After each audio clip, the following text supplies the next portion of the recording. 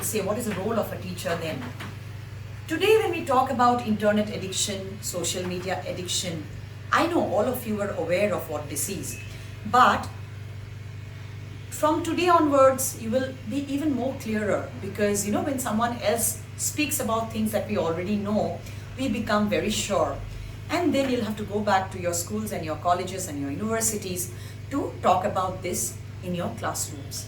When you talk about this, your students will come to know, awareness will be built. Some of them will accept, some of them will not accept it readily, and some of them will not even try to listen to it.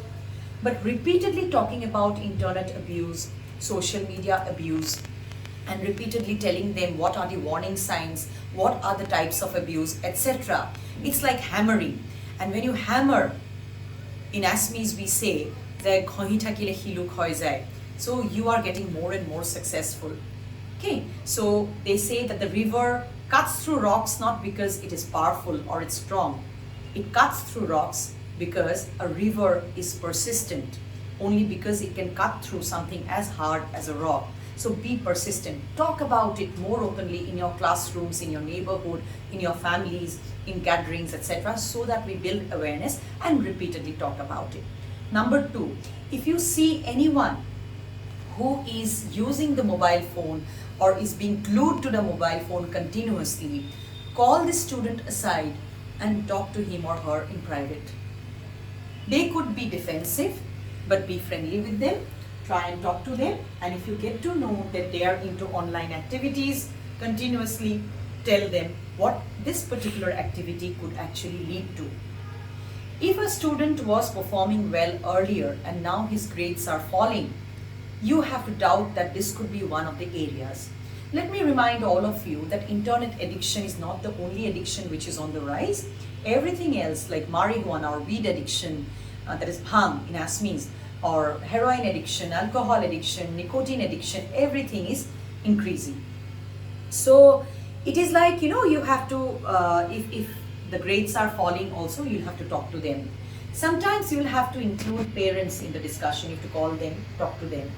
And you have to come to, sometimes if the addiction, their behavior, they're very aggressive, they don't try to accept what you say, they don't agree to what you say, they revolt, etc., they're bunking classes, their attendance is failing, then of course you will have to involve the parents also, talk to them about the family environment, the role of parents, that what are the problems that you've seen in these children, so that parents can also help you bring them out of this situation.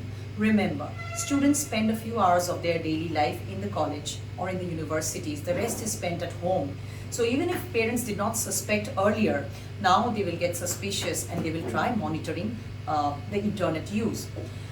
During the COVID-19 pandemic, I would say that a lot of parents have not done the monitoring work well, because nowadays there are even apps which can help you monitor, because if your child is doing an online class, and if you're at your office, there are apps which will help you find out if your child is actually doing an online class or is doing something else online. So those apps are also available. I know these are not very easy concepts for everyone, but for the techno savvy, this can be used. For the other people, it's like having a good parent-child relationship, having a good teacher-child relationship, keeping your eyes and ears open, and making them responsible and teaching them how to use the internet and not to abuse or become addicted to the internet. Adolescents develop a lot of problems because of internet use. It is not just that they develop memory problems, attention problems, failing grades, aggression, irritability, etc., behavioral problems, but there are physical problems of weight gain, backache, spondylitis, carpal tunnel syndrome, especially when you are constantly using your phone with your wrist flexed like this. So you will develop pain in your wrist, which is called a carpal tunnel syndrome, and they develop weakened immune system because they neglect, because of internet addiction, their nutrition, their diet. So they suffer from multivitamin deficiency, micronutrient deficiency. They don't exercise, they don't go out in the sun. So that is why they develop frequent coughs and colds. They're mostly in their rooms, behind closed doors, on the internet. Now they develop a lot of psychological problems like neuroticism. They become very sensitive, irritable, they have a lot of mood swings. They develop eating disorders, which could be anorexia nervosa, bulimia nervosa, depression, anxiety, attention deficit hyperactivity disorder, etc. So they do suffer from a lot of other problems apart from not being able to live a normal life. So relationships are also hampered, and that is why as teachers we will have to actually teach them, and I repeat this, we'll have to teach them about all possible consequences of internet addiction. We have to tell them that not everyone develops these problems, but some may develop. Some people who are addicted to the internet may even develop psychosis, because their world is so virtual. There is no real world at all, that they start imagining things, and finally, the brain structure called hippocampus, it shrinks in size. That's why their memory cells reduce. They cannot remember, they cannot pay attention, and they start talking to themselves or imagining things. They start hallucinating, they start having delusions, etc. Also, this is very rare, but this is also a possibility. So in awareness building, we must tell all this to them so that they feel scared, they're aware, and they keep away from it. And there is another very common problem which we are facing these days. It's altered circadian rhythm. Nowadays, students stay up at night, use the mobile phone, use the internet, and they sleep during the day. They miss their classes, they're drowsy in their classrooms.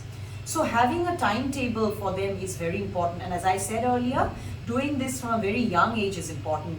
Waking up at 7 or 6 in the morning, exercising every day, meditating, studying, going to school or college, coming back, getting some rest, then some leisure, and then going back to your studies, and maybe watch a serial or talk to your family members also, have dinner together, have breakfast together. There has to be together time also in the family.